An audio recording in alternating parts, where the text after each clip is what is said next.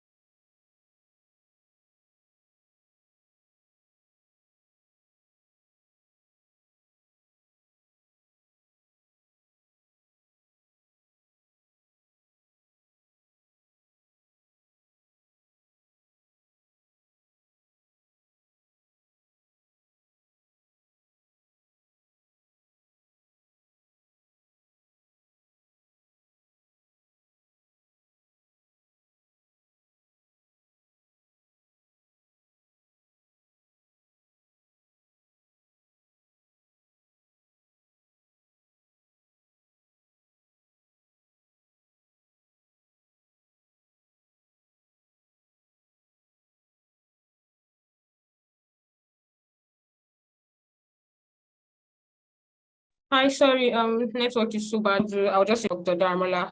Dharmala, good evening, sir. Are you there? Yes, I'm here. I can hear you now. Good evening. Okay, good evening, sir. We are glad to have you on this webinar.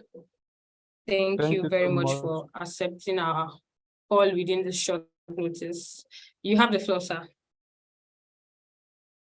Okay, for the lecture. Hello?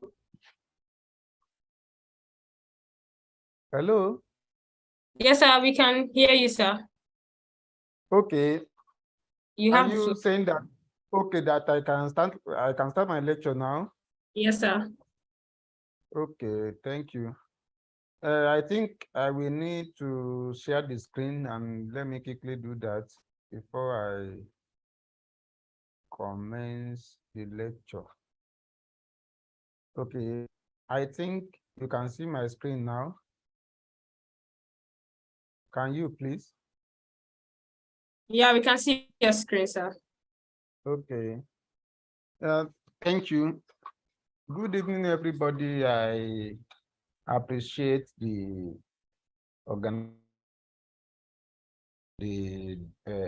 director of Sustainable Development Solutions Network in Nigeria, the co-guest lecturers, every other person that is part of the program, and everybody that is a participant. I was given a topic to speak on, and the topic is building a sustainable environment while climate change matters. And my name is Oluwole Daramola, a lecturer in Obafemi Awolowo University, Ife. in particular, Department of Urban and Regional Planning. Can you hear me, please? Hello? Yes, sir, we can hear you. Okay, thank you. In treating the title, I want to start by discussing the concept of sustainable environment. And without missing word, sustainable environment is a component of sustainable development, which has been widely and commonly defined as the development that meets the needs of the present without compromising the ability of future generations to meet their own needs. As we might have known, when we are discussing sustainable development, it has three components: the environmental component, the social component, and the economic component. But these components are like subsets in the universal set of sustainable development. So there are areas of intersection. As a result, when we are even talking about sustainable environment, we can as well talk about the economic and social benefits that are attached with the environmental benefits that are directly associated with sustainable environment. So in a way, we can say that when we are talking about sustainable development, sustainable environment, we are actually talking also about sustainable development. But precisely defining sustainable environment makes us to understand that it is the ability and responsibility to maintain an ecological balance in our planet's natural environment and conserve natural resources to support the well-being of current and future generations. So within the broad scope of sustainable development, sustainable environment is the ability and the responsibility. That is, it is expected that humans will be able and also be responsible to maintain the ecological balance of the earth and to conserve the natural resources that will support the well-being of human beings, both at the present moment and in the future. And this definition implies that when we are talking of an environment that is sustainable, we are talking of one that is conserving natural resources. We are talking of one that is protecting global ecosystem. We are talking of one that is now supporting health and well-being of human beings. And in achieving all this, we are looking at the future, an approach that is forward-looking. And that is what sustainable environment is all about. And moving ahead, we can say that there are certain reasons why sustainable environment is important. It is important, one, because it is for the well-being of current and future generations. It is especially in this part of the world, and it is also relevant in other parts of the world, that we think of what will befall us and also what will befall our generations after us. And as we do that culturally, it is expected that we do that environmentally too. And that is why environmental sustainability is very, very important.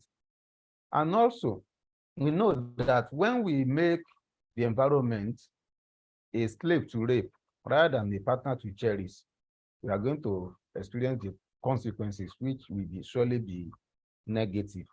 So the suffering that may arise from the damaging impacts on humans and ecosystem make environmental sustainability a priority. So we need to prioritize it.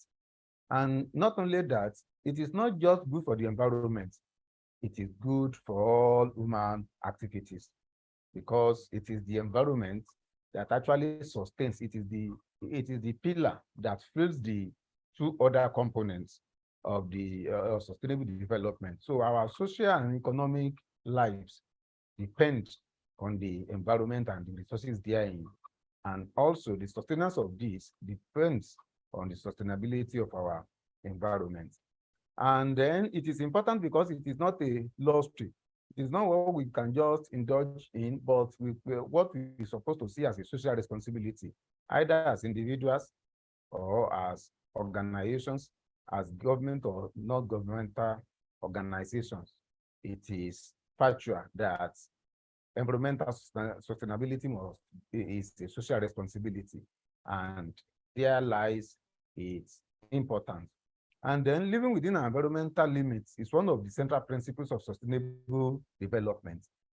So this one also establishes its importance. And as a result, when we refuse to do that, then there are some implications. And one of such implications is climate change, which is actually a focus that we are having in the process of building sustainable environment.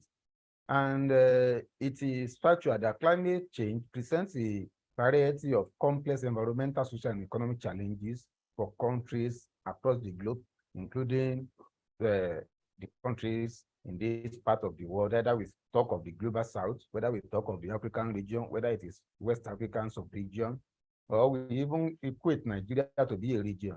Whichever scale of region that we are talking about, climate change has caused series of environmental, social, and economic challenges for us.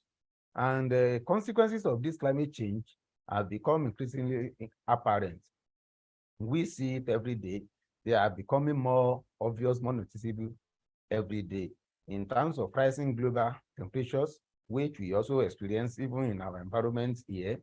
Then more extreme droughts, strengthening tropical storms, destructive wildfires, and devastating flood.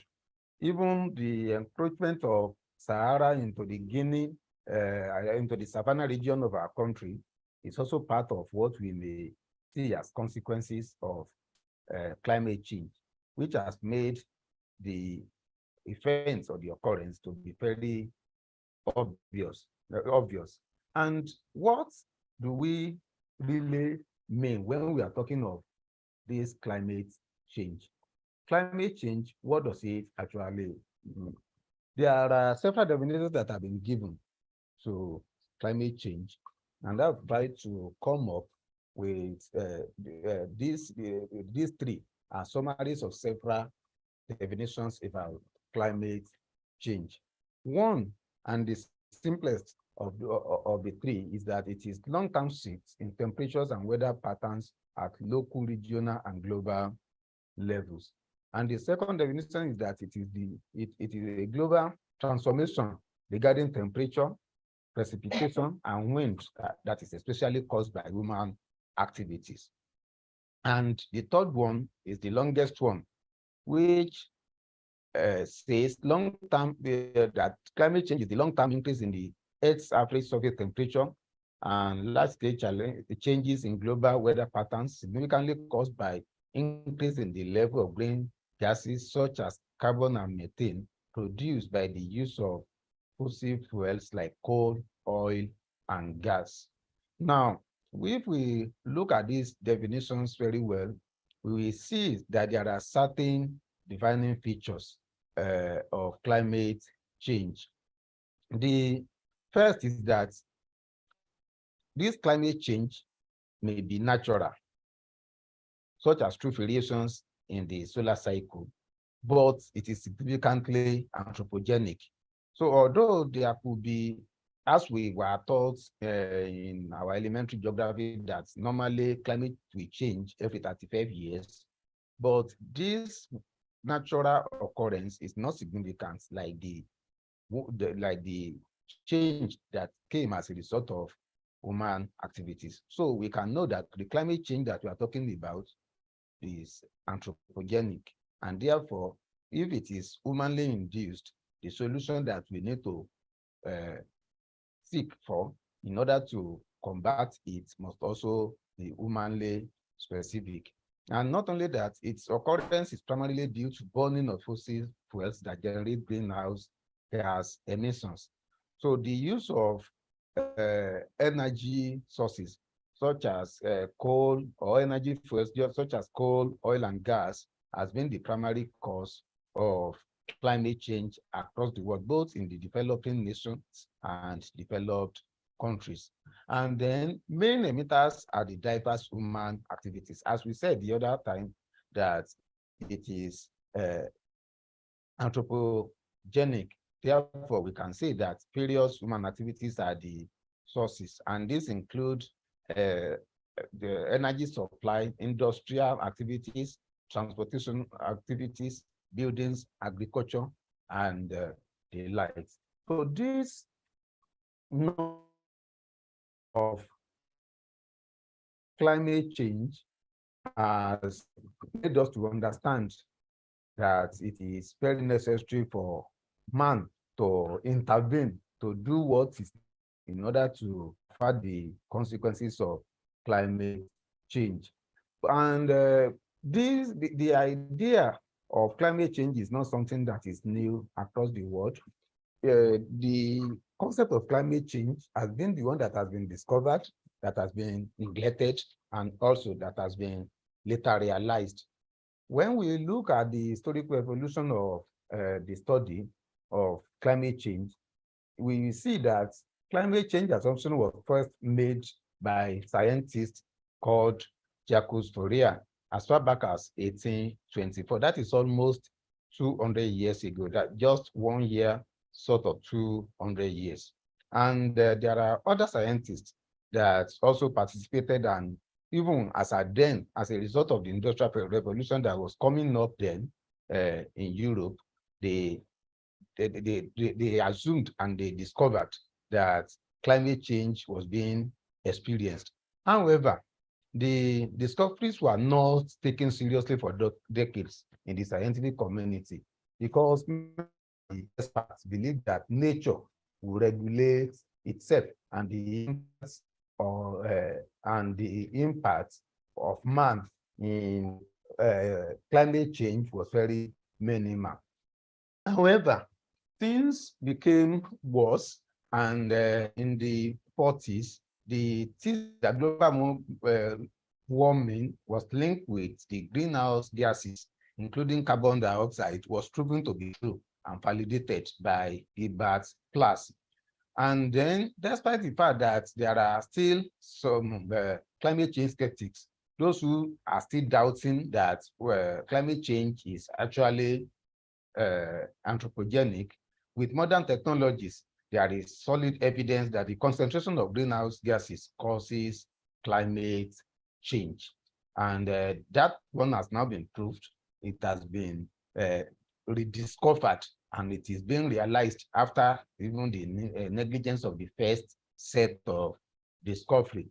And the realization accelerated scientists' worries about climate change, resulting in thinking about this issue as a possible problem in the future. And this realization was what led to the Earth Summit on Climate Change as far back as 1971. And in particular, in 1988, the Intergovernmental Panel on Climate Change was created. And that was with the purpose of studying the evolution of the phenomenon of climate change and its consequences, with the goal of having a global vision of this phenomenon. So by this time, it was being realized that the issue of climate change was a great problem.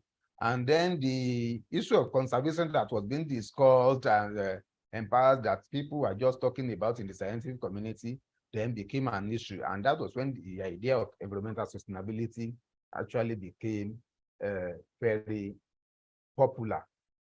And we now see that climate change matters, and there are reasons why it matters a lot. And climate change matters because of its consequences in human lives, either as it affects both the natural or human environments. And when we look at it very well, whether we are talking about effects of climate change on the natural or human environment, it is eventually the human beings that will bear the brunt, because we are depending on the environment, on the natural environment, to carry out our activities in the human environment. Now, why can we say that the climate change matters in the relation to the consequences of climate change on natural environment. We will notice that among the consequences that climate change has on natural environment include the heat increase leading to glacier ice melting and rising ozone levels. The northern hemisphere, that is the portion that is belonging to the Arctic Circle, for those of us that can remember our elementary geography, the upper parts, the polar region, we know that is full of glaciers, but due to the rising temperature, there is melting of this polar ice, and then contributing to increase in the levels of the ocean. And then we have what I call regular changing, intensive, aggressive, destructive, and extreme weather events manifested in more storms, floods, cyclones, and droughts. Several of these environmental hazards and disasters are occurring nowadays as a result of the climate change that we are experiencing now. And then there is reduction in ozone regulation capacity occasioned through oceanic acidification and the oxygenation.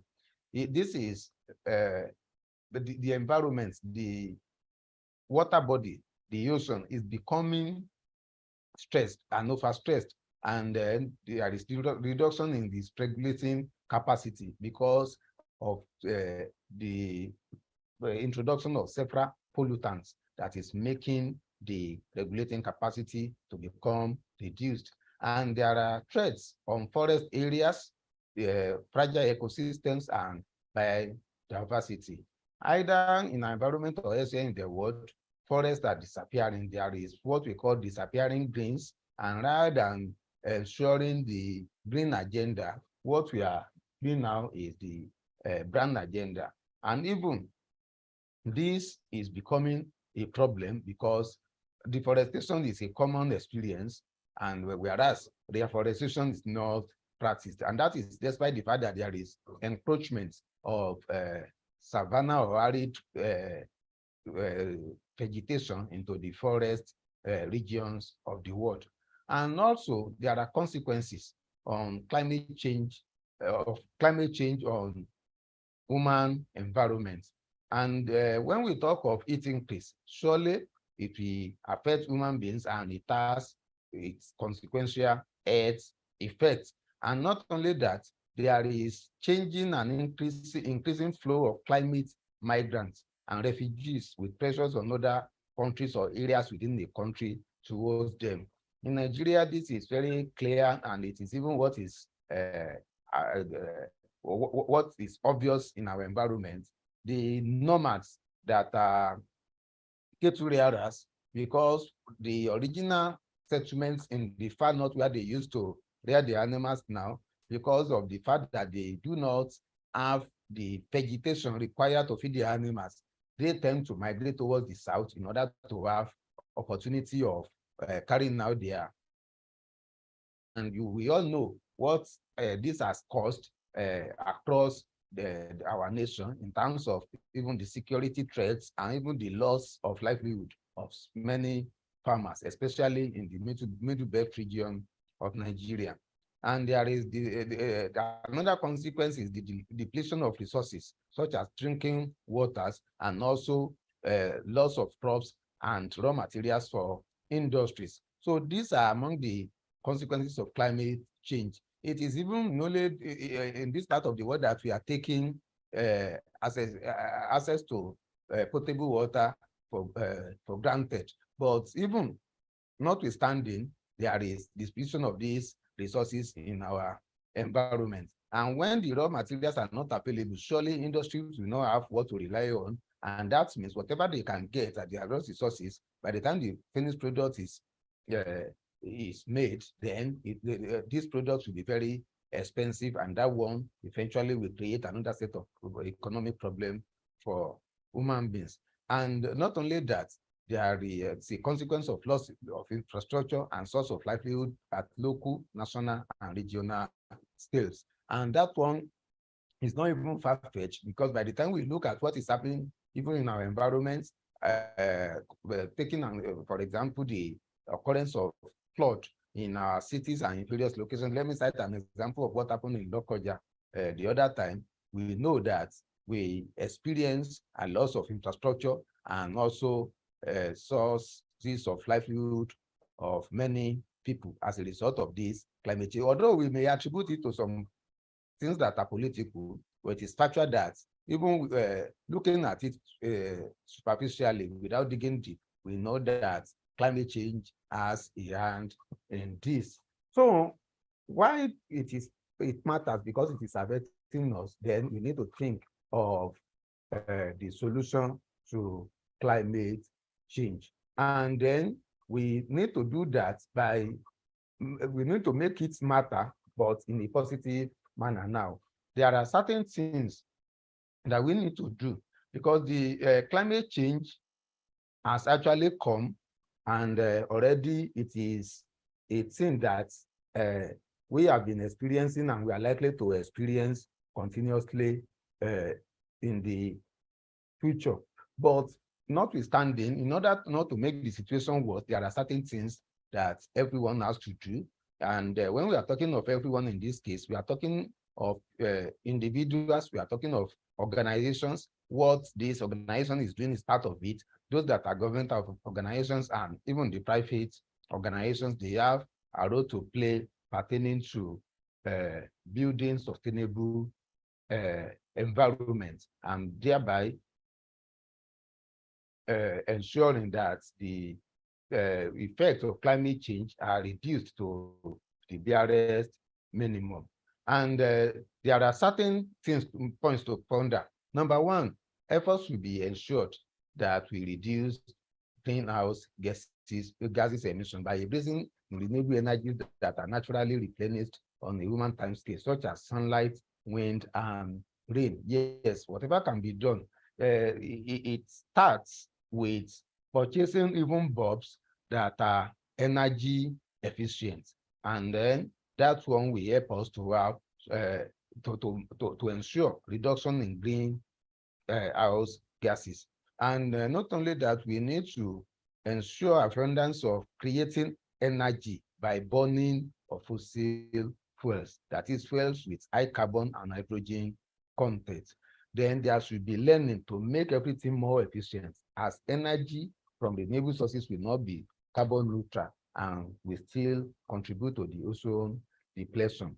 So we need to know that there is nothing that we can do to ensure that every source of energy will be carbon neutral, but we need to be efficient even in our behavior.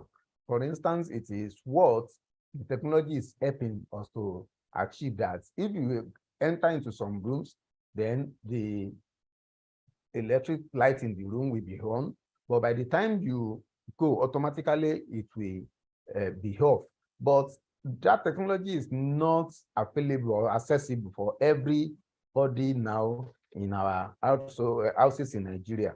But while waiting for such technology to come, it should be a behavioral conduct that even if it is only to switch off lights whenever we are not using it, it's a form of contribution towards a low carbon economy.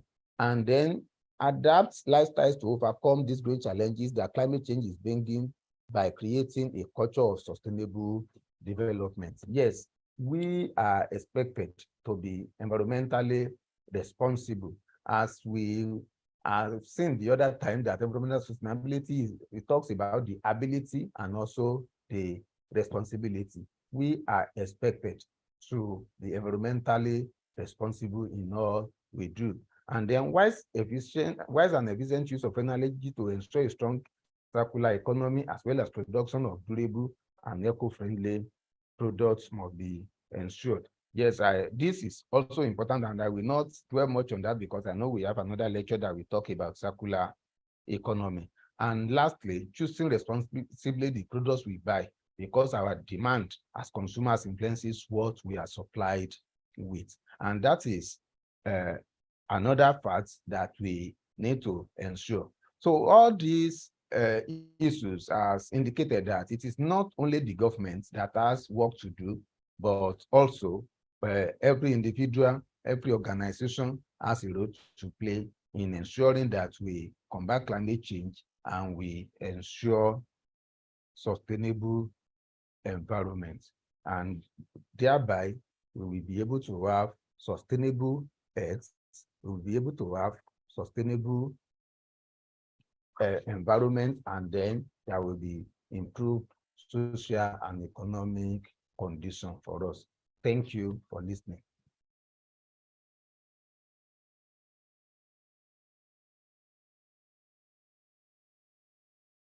Hello. Thank you very much, sir. Thank you so much for this teaching us on climate change and its importance in this part of the world. Do we have any questions? I think I saw a question.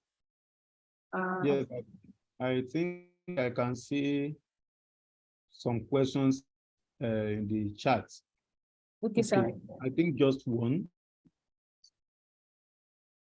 Yes, sir. Should I react? Yes, sir. Should I? Okay. The question says, in our country, Nigeria, most people do not care about the environment. How do we change the motives of people to living a sustainable lifestyle? I think the problem we have with the issue of environment is that it is not really like law. In law, they will say there is no ignorance in law. If you violate a law, you cannot claim that you are ignorant. But in environmental matters, people can claim that they do not know. And the antidote of such a disease is to give them knowledge. And that is similar to what we are doing here. I think every one of us is expected to be an agent of sustainable environment. As I said earlier, it is when we see the environment as a partner to cherish and not a slave to rape, that is when we can enjoy the environment very well. So people don't care about the environment until the environment doesn't care about them too. And eventually everybody will be taught if we and to allow the environment to be our teacher. But it is better not to suffer the consequences of environmental mismanagement. And that is why we must ensure wherever we are to tell people about the need to care about the environment, to protect the environment, and to make it sustainable. Thank you. Thank you very much, sir. I think we have another question. Sorry to hold you back, sir. You have another question, chat. Okay. I just want to ask, particularly in Nigeria, how far can policies go in encouraging individual sustainable actions? Okay, well, policy is a broad issue because from policies, legislation can evolve, there can be laws. Part of it is that, number one, policies can have objectives and strategies. Let me quickly cite examples. For instance, there could be value reorientation. That is to let people know that they need to respect the environment. Then there could be legislation that will prohibit wrong use of environmental resources. So when we have such policies put in place, I can say that we have policies, we have legislation, we have bodies that are into protection of the environment. But there are several factors that, for instance, we have NESTRA in Nigeria, and the NESTRA has several regulations in different components of the environment. And then what I may say is that, one, the willpower to enforce this legislation is a problem. The regulations are there, but they may not be adequately enforced. And then again, I know that the person that is asking this question is a Nigerian that understands Nigeria very well. There are also several political and human factors that affect even the enforcement of any regulation pertaining to any issue in Nigeria, and the issue of environment has not been excluded. And that is why it appears as if we have nothing on ground to even ensure sustainable environment based on government policy. But when these are adequately executed and applied, I believe that we can have a better a better way of making people environmentally responsible in Nigeria. Thank you so much, sir. We are grateful for this insightful teaching that you've given us. We really appreciate your time on this platform. Thank you so much. And I'm saying thank you to on behalf of the Sustainable Development Solutions Network of Nigeria. Thank you for hosting us. We are so glad to have you. Thank you so much. I appreciate you. Thank you. So down to our second session of the day, we have Mr. Christopher, my fellow climate actor, who will be teaching us on environmental sustainability very shortly. Mr. Christopher, are you there? Yeah, I'm here. Can you hear me? Yeah, we can hear you loud and clear. Okay. So can I start now? Yeah, sure. You have to join. Okay. Thank you very much, Dr. Oluwole, for the section. It was quite thrilling. I learned a lot. So I'll start right away.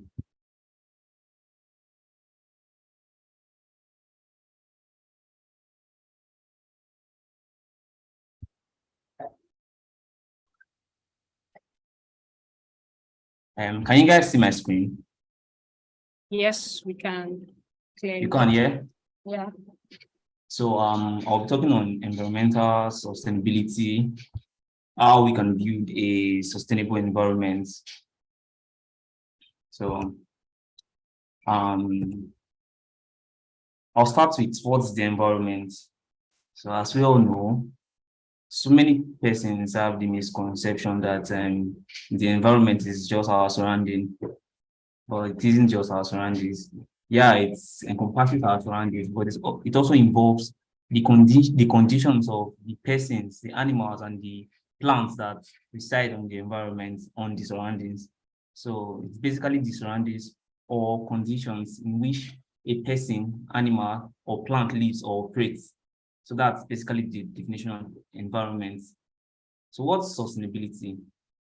Sustainability simply means meeting the needs of the present without compromising the ability of future generations to meet their own needs.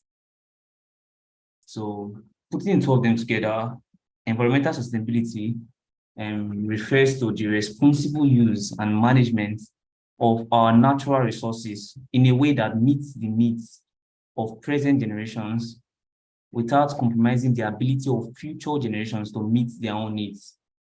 So it's basically involves our reducing our carbon footprint, the way we emit carbon into the environment, conserving water, protecting biodiversity, that is wildlife, and minimizing waste and pollution. So that's basically what environmental sustainability is all about.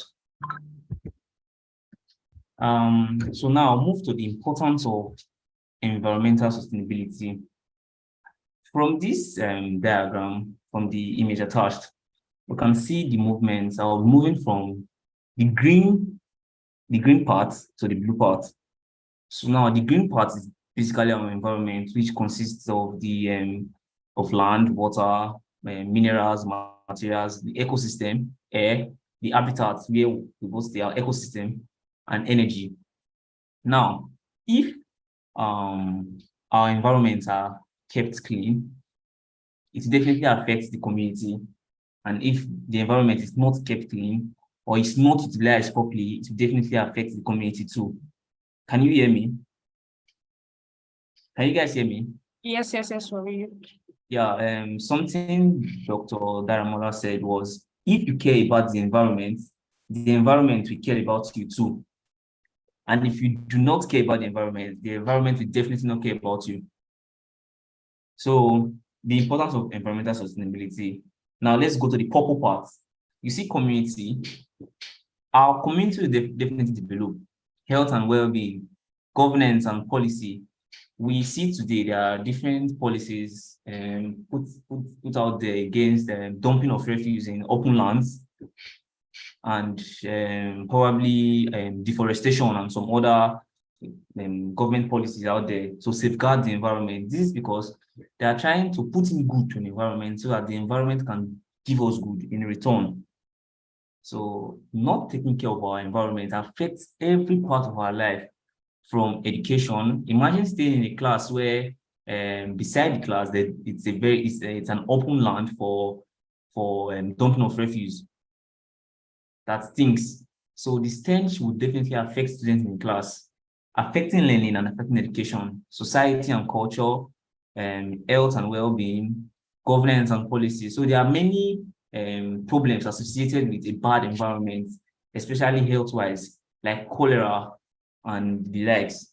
And the funny thing is, if we are healthy and we don't have these problems, it definitely affect our economy, because the resources that will be channeled to the health sector because of problems with the environment will be channeled to other part of the other sectors of our economy, thereby increasing our economic standard, and there will be definitely growth in the economy.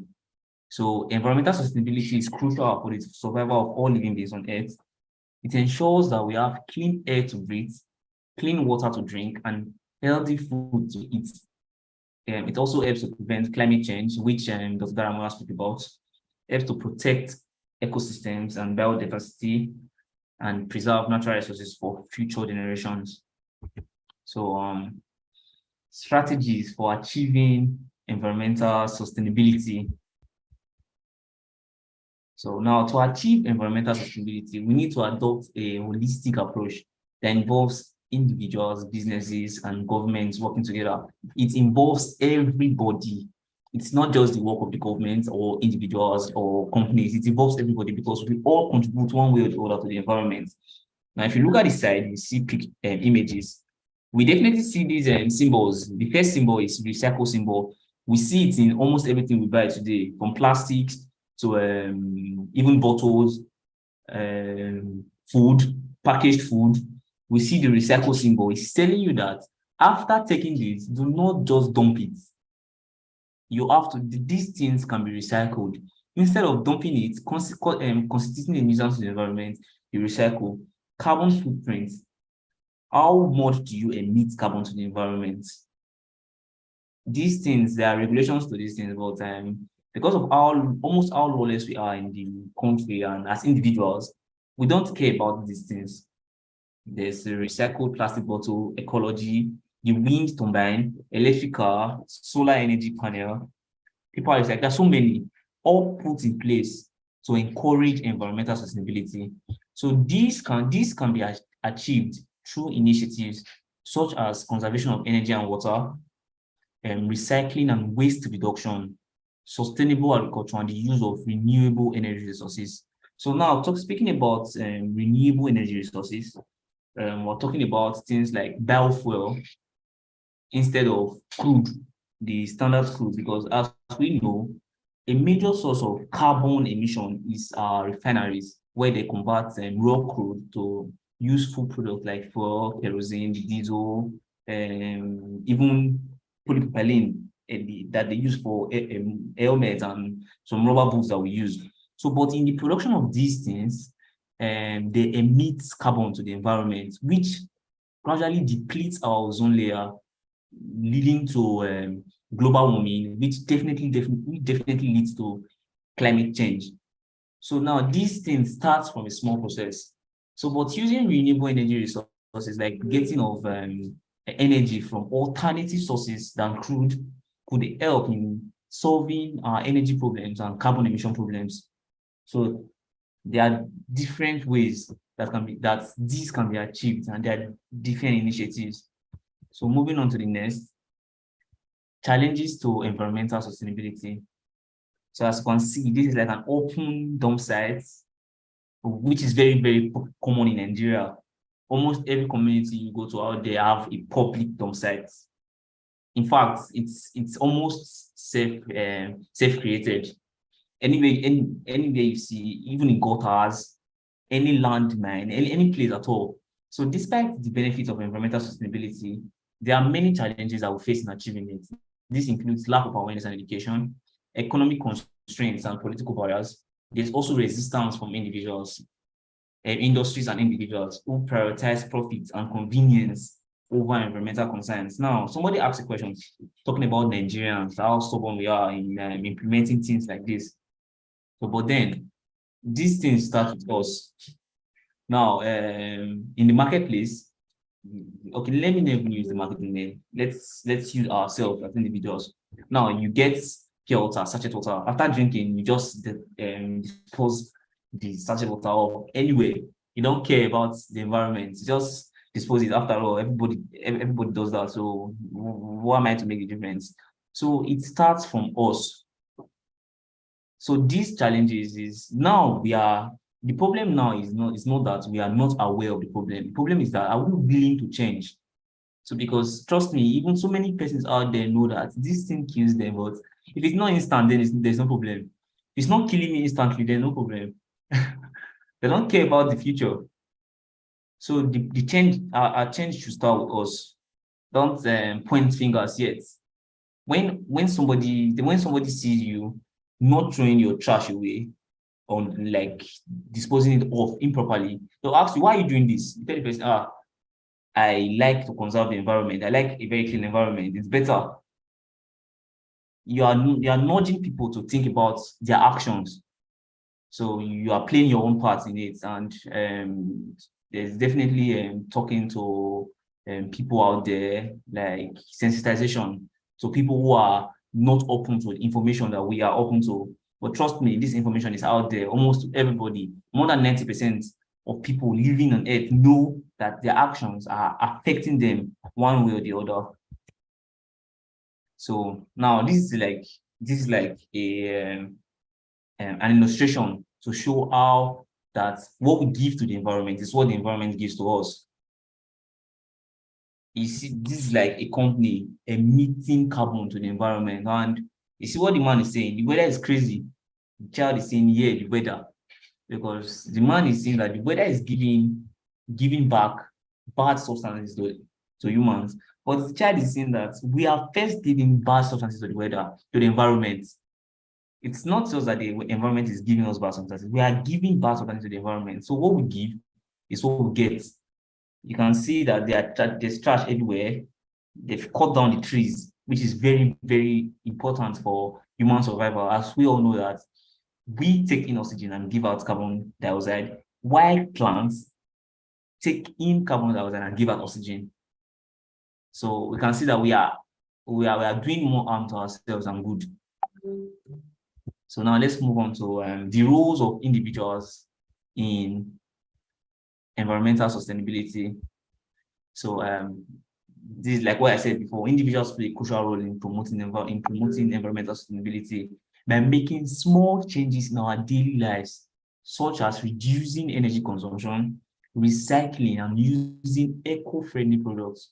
We can make a big difference. We can also support organizations and initiatives that promote environmental sustainability and advocate for policies that protect the environment, like what we are doing now with the SDSN. So now this is an illustration. See the guy asking, should I leave the trash or should I take it with me? So it's basically what I explained earlier. The change starts with us. There's no pointing of fingers out there. We are all guilty one way or the other of littering our environment, of doing something. We do open burning. Definitely, we do open burning, improper energy consumption. We don't recycle. We don't use eco-friendly products. So the difference starts with us. So we shouldn't point out hands out there to Nigeria when individually we have problems. So that's the role of individuals in environmental sustainability. You start with yourself. Somebody sees you, wants to emulate you. somebody sees that person, wants to know that person. Before you know, it's like somebody said you have to be the change you want to see in the world, because you can't change a nation when you have not changed your streets. So you have to start with your streets, then start with your community, then you start with your town, then you start with your local governments. So it goes from there. You don't just go straight up there. So whilst there are government policies to tackle these things, we also have our role as individuals to promote environmental sustainability. So now that's basically it. So in conclusion, environmental sustainability is essential for the health and well-being of our planet and all its inhabitants. While there are many challenges to achieving it, we must work together to find solutions and take action to protect the environment for future generations. So thank you very much. Thank you very much, Mr. Christopher, for this insightful teaching. Now I know that change starts with me, though I know before. I'm just trying to motivate everybody in this call that the change starts with us. When you are consuming any product, always know that the product does not become a body, or the waste material does not become a burden after you are done consuming that product. You can either dispose of well or you recycle. Thank you very much. Without further ado, because of time, thank you, Mr. Christopher. Thank you Because very of much. time, I will introduce our third speaker for the day, Dr. Deborah. We're glad to have you, ma.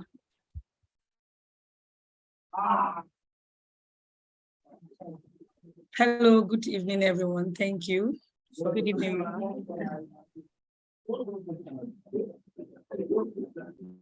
Can I go on? Yes, ma, you have the floor. All right. Let me share my screen. All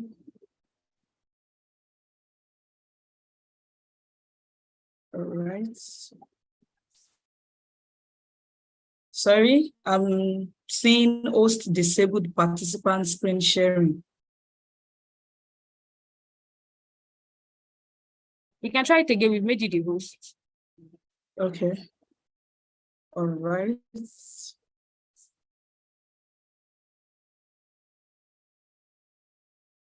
Can you see my screen?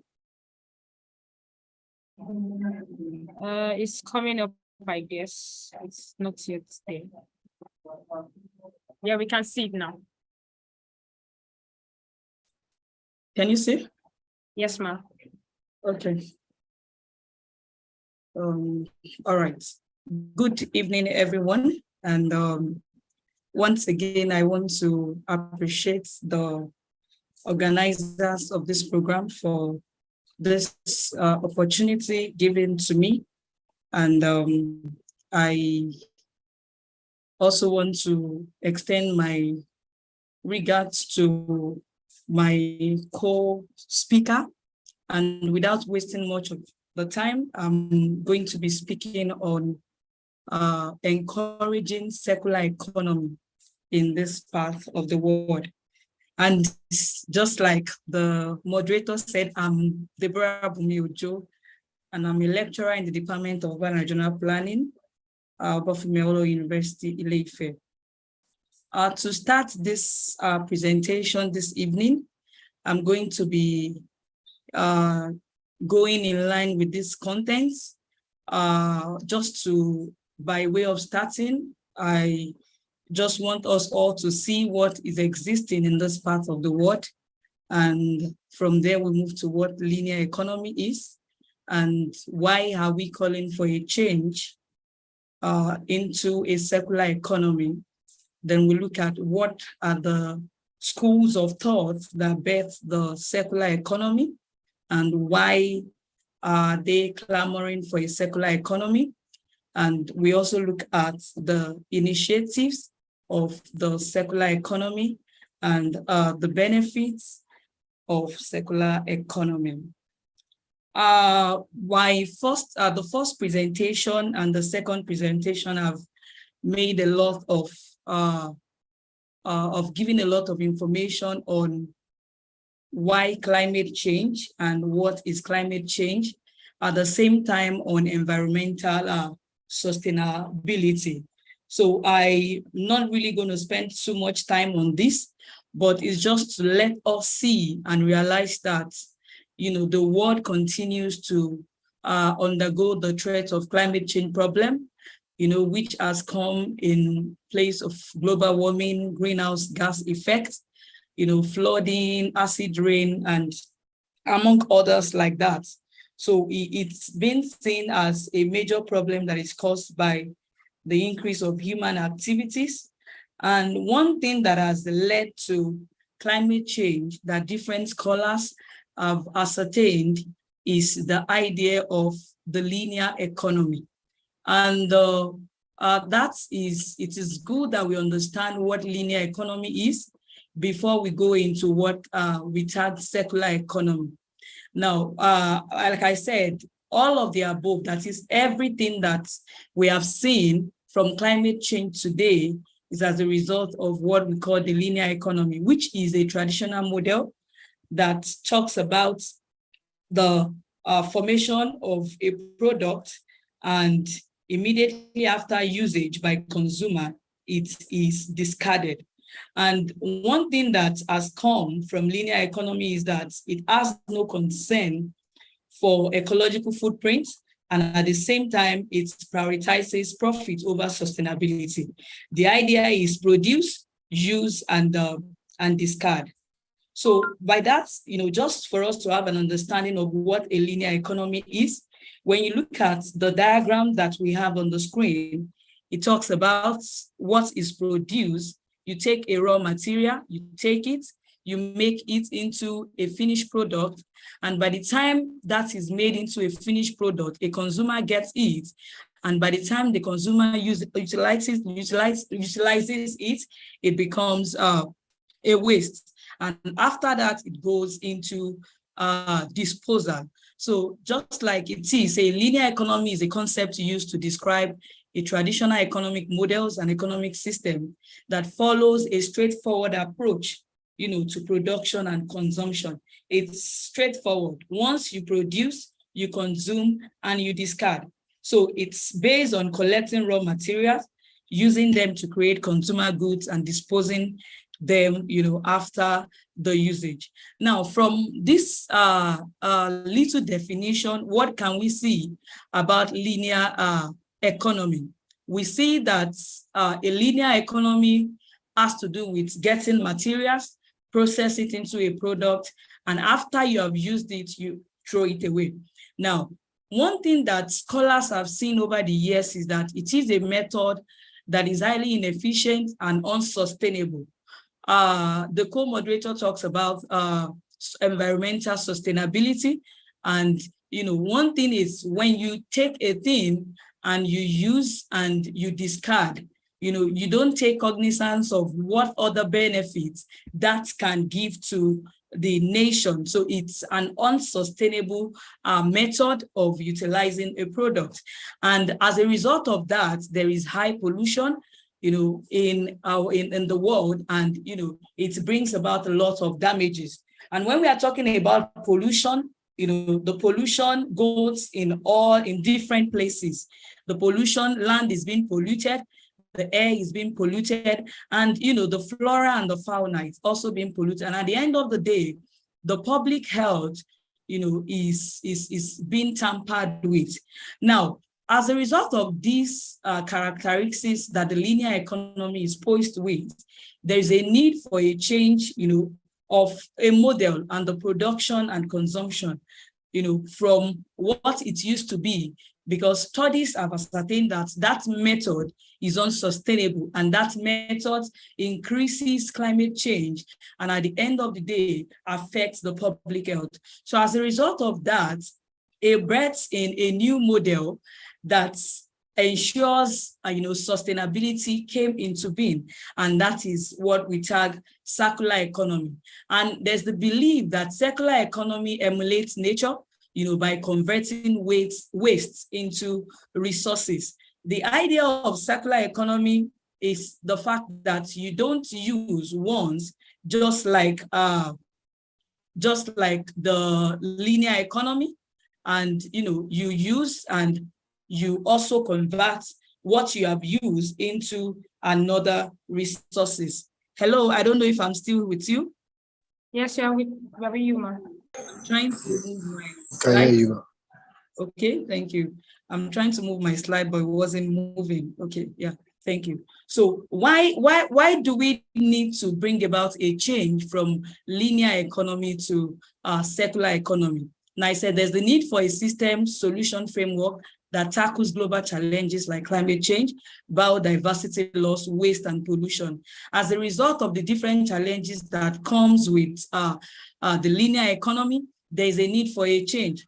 Now, don't forget I said in linear economy, what happens is you take, you make, and after you have made use, it becomes a waste. So what happens in linear economy is that we quickly dispose of materials, we quickly dispose of materials that we purchase or that we consume during production. So it increases the waste. And one thing that is a general problem all over the world, and in this part of the world today, is that our waste system are becoming more challenging, as people continue to take, make, and use and turn to waste. And as a result of this, there is need for a change. Then why find circular economy, linear economy has its own benefits, but as a result of the different challenges that has come with it, there is need for a change. Now, why the call for a change, which is a global call? It's not a Nigerian call alone, it's a global call. Now, the call, came as a result of the fact that we are using more than the earth can provide. As a result of the fact, as a fact that remains that each time we go through the linear process of producing, using, and discarding, we take more from the earth, which shows that by the time we get to 2050, it says we use 60% more resources than the earth can regenerate every year. And at this rate, we will need 3 times of the earth by 2050 if we go with the idea of the linear economy. And at the same time, over extractions comes into being. We have to keep extracting because we want to satisfy the wants of human. So extraction keeps going on. So as the result of that, people keep getting harmed, the planet keeps getting harmed, and also the economics of the world keep also getting dwindling. So as a result of the over extraction, 53% of the world's carbon emission, is lost into the fact that we want to keep producing so that we can meet the need of the people. The fact that we are taking too much from the earth, we are also wasting too much. We waste too much as a result of this production. I have here said about 1/3 of the waste is not managed properly, because we waste too much. We take, we use, and we consume. I was in a discussion I think last week, and I was talking about the fact that we even get a lot of waste, we still do not manage the waste. It's a different thing when we even generate waste, and it's a different thing we manage the waste very well. But the fact that the waste are enormous, it is out of control. So we get not to manage them properly.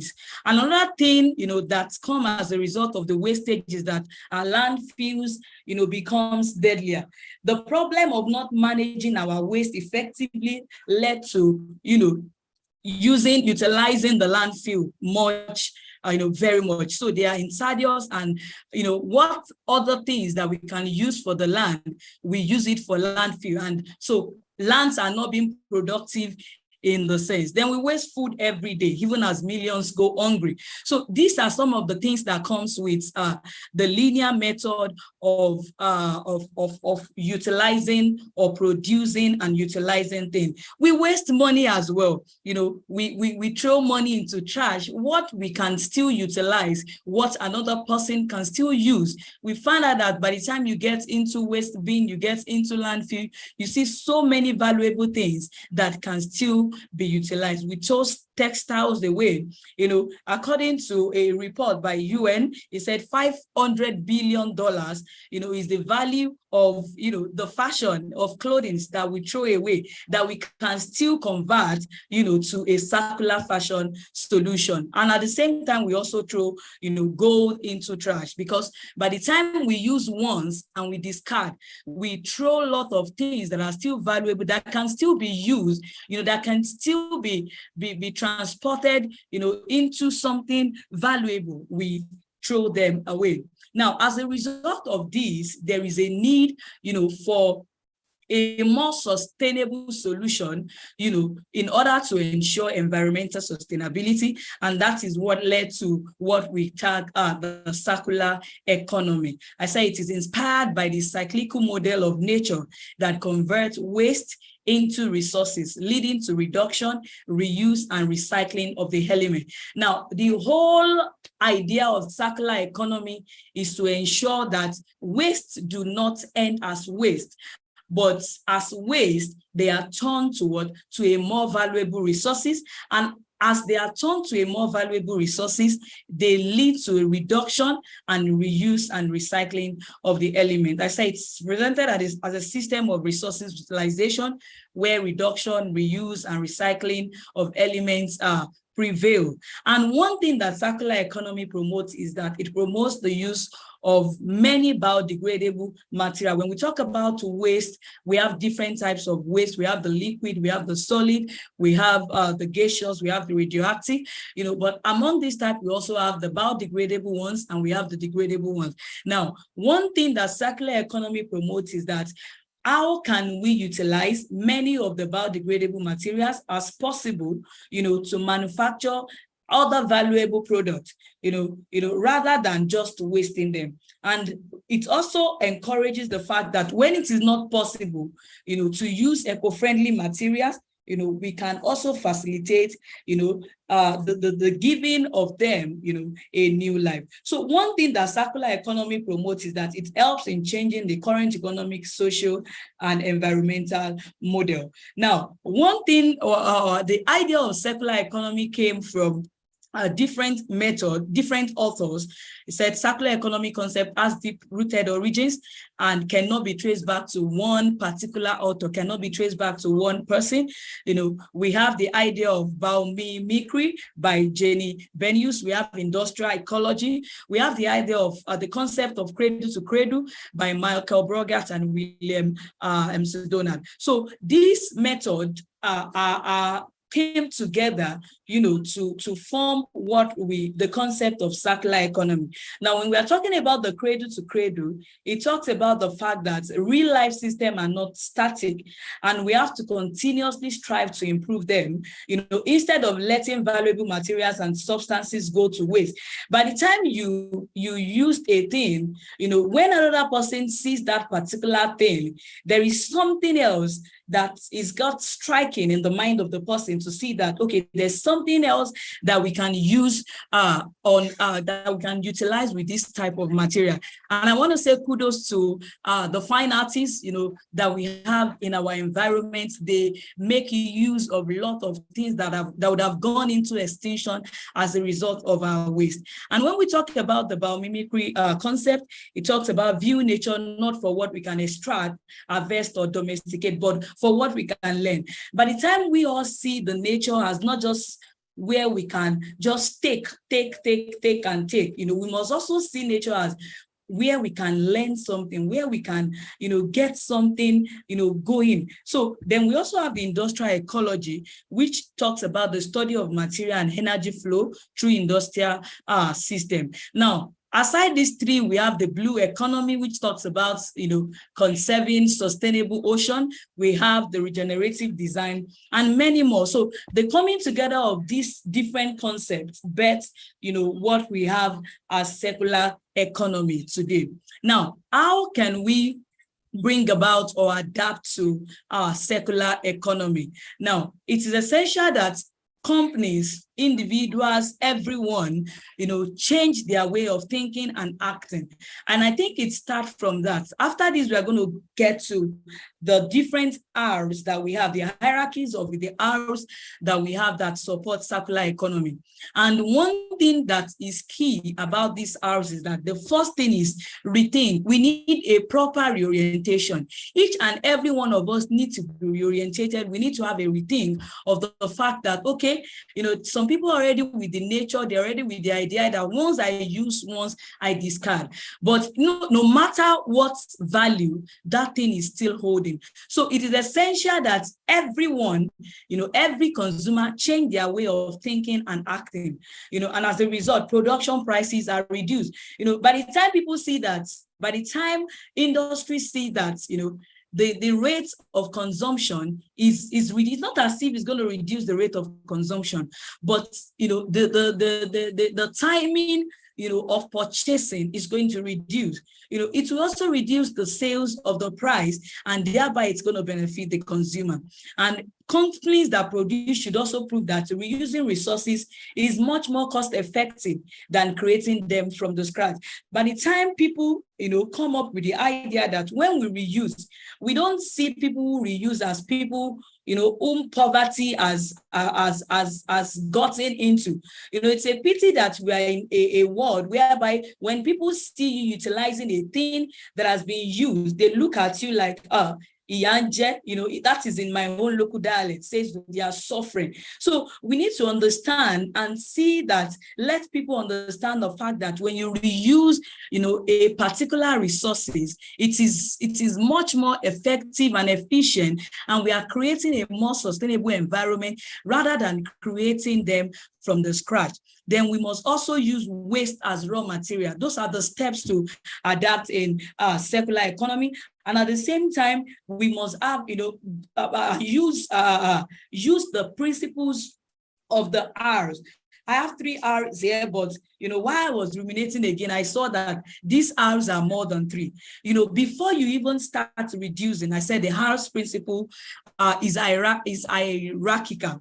Now, reduce. I say reduce here, but I'm going to put 2 points before reduce, and that is rethink, which I mentioned the other time.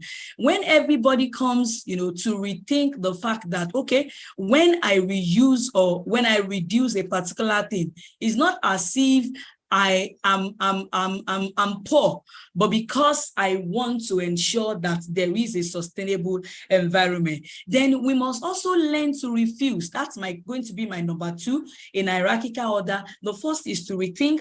The second one is to refuse.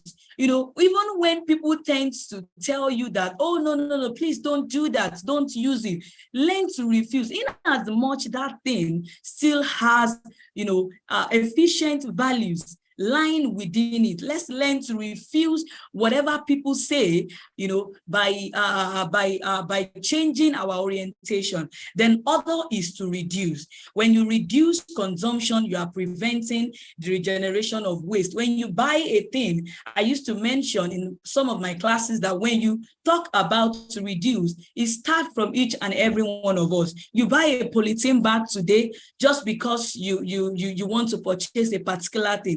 By the time you are going to the market the next time, go with a polythene bag. That is, you are reducing waste. And that is going to lead us to reuse. Let's learn to reuse products. In as much they are not yet spoiled, let's use the product again and again and again and again for the same function.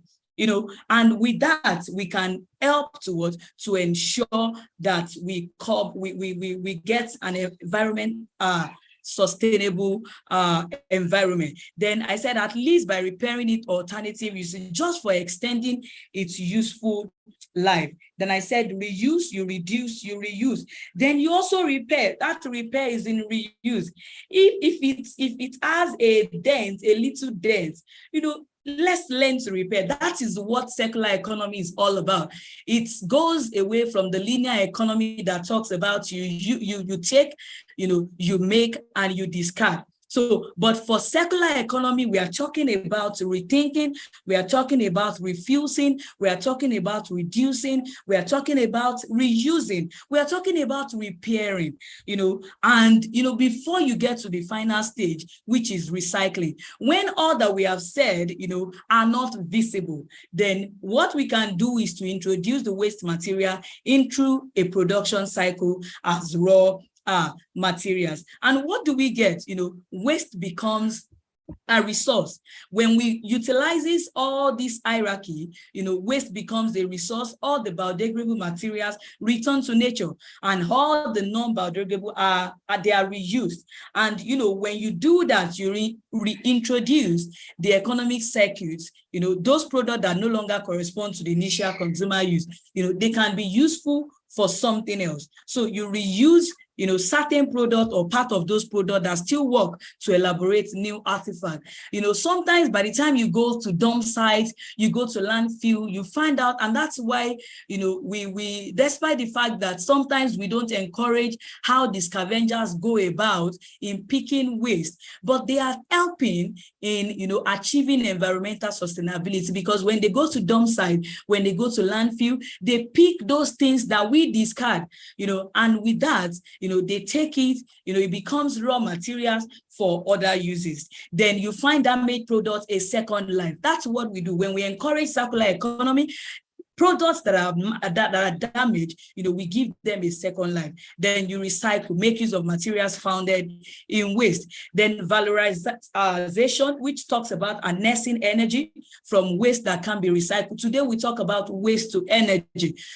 So we talk about functionality economy, whereby it helps to eliminate the sales of products, in many cases to establish a system of rental property. So why do we have to encourage, just like the topic says, encouraging circular economy?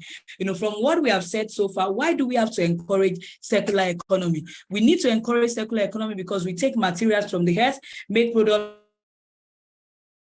from them to way. That is the common thing. That's what people do. They take it, they make it, and they discard it, and which is what the linear is about. But by contrast, we want to stop the idea of being wasteful, and that is the first thing. That is the first reason why we need to encourage circular economy. We want to reduce our waste, as very much as possible.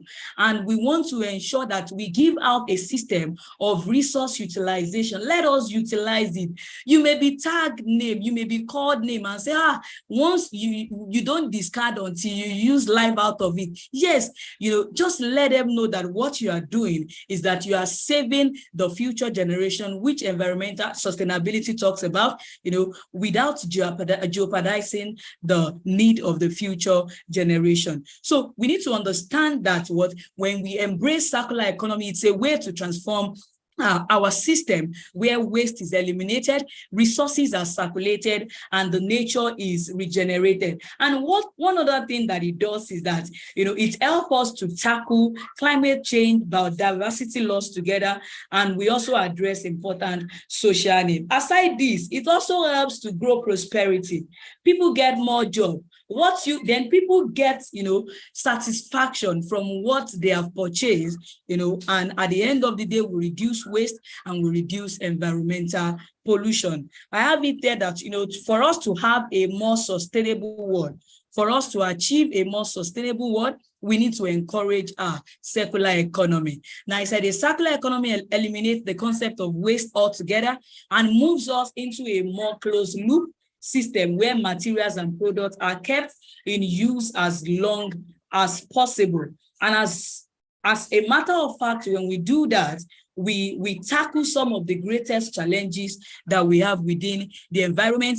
And research has proven that when we embrace circular economy, we are unlocking up to $4.5 trillion in economic value by 2030. Now, what can you do as a person? What can I do as a person to encourage circular economy? We understand that, just like a question that was asked the other time, that in Nigeria, people do not see, sustainable environment as something they can do, and that is why it is important for us all to keep creating the awareness, just like we are doing today. Talk to one person or the other. Let others see, let them see the reason why we need to make our environment more sustainable. And that is going to lead to the second that says promote continuous education. Don't stop. To a layman, when you see a layman, talk to the person about circular economy. Then let us all be responsible. Other speakers have spoken about this. When you are responsible environmentally, whatever you do to the environment, it has been said, you will get it back. There's nothing you do to environment that stays in the environment. You will also you will reap whatever it is that you sow. The law of reaping and sowing also, happens to the environment. Then when we let's also learn to use things for a longer period of time. Forget the fact that, yes, it is my money. Yes, it is your money. But what are you using your money to do? Are you using your money to protect the environment, or you are using your money to damage the environment? Then learn to recycle. By the time you recycle, you are helping to build the secondary market. And don't forget that whatever it is that you do, in your doing, you can influence others to do likewise. I will conclude by saying circular economy models offers a clear pathway to achieving our collective climate goals, tackling emissions that are tied to extraction, processing, manufacturing, and landfilling of goods. And we must also remember that in the future, what circular economy is trying to promote is that there's no such a thing as waste. So let's all learn to make, let's all learn to recycle, let's all learn to remake, let's all learn to reuse and keep reusing. Thank you very much.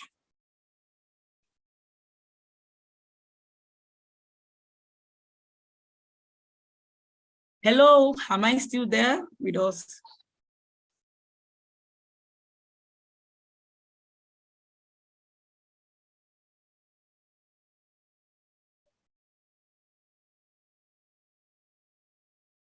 Hello, Ojo.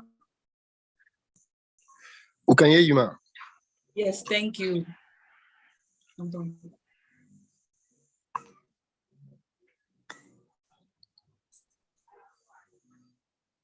Hello, I'm done.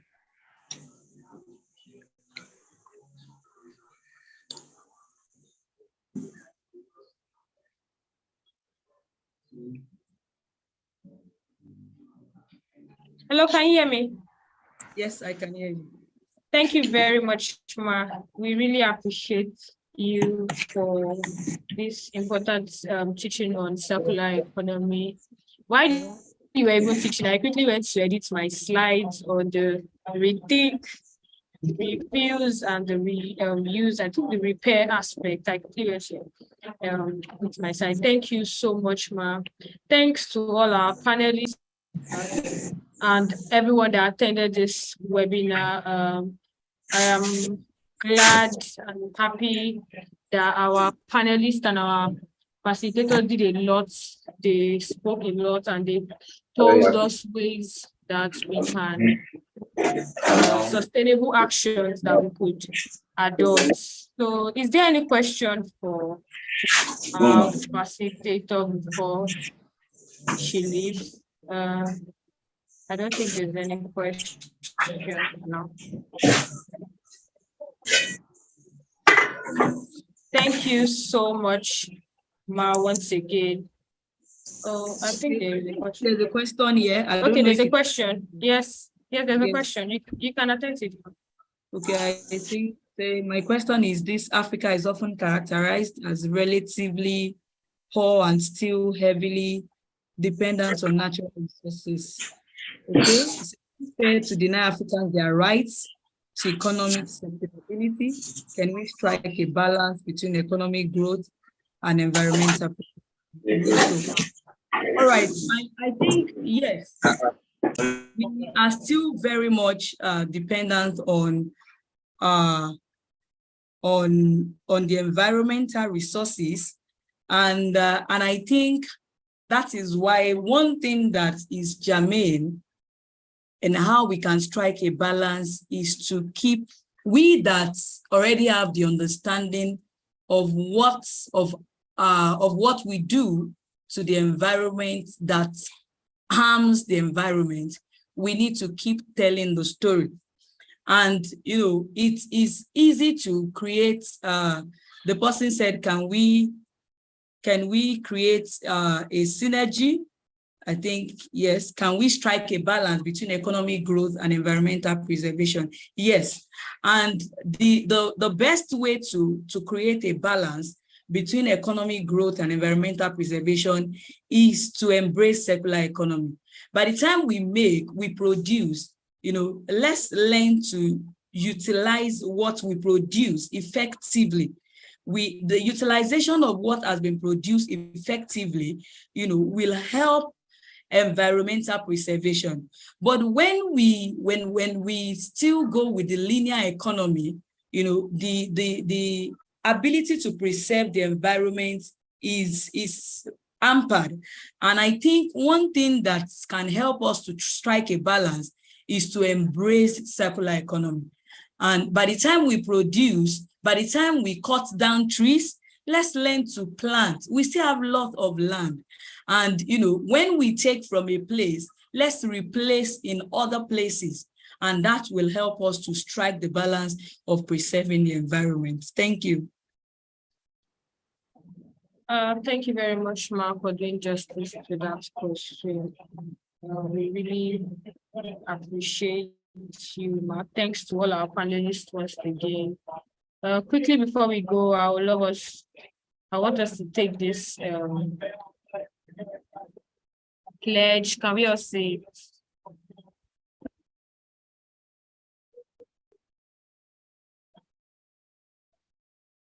Can you see my slides? Anybody? Yes. Can you see my slide now? Not yet.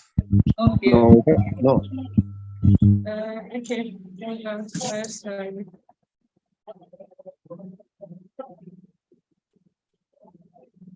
Can I see it now? Yeah.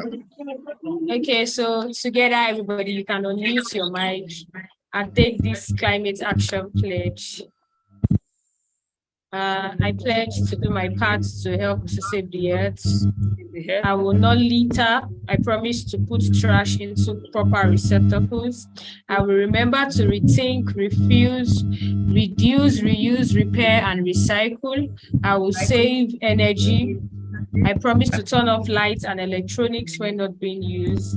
I will be conscious of my impact on Earth and live a sustainable lifestyle.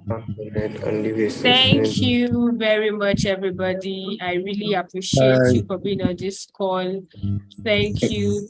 Thank you, Dr. Mrs. Ojo. God bless you, everyone. Thank you, sir. Remember to be climate active. Remember to tell somebody around you about climate change. Thank you. Bye, everybody. Bye. Bye. Bye.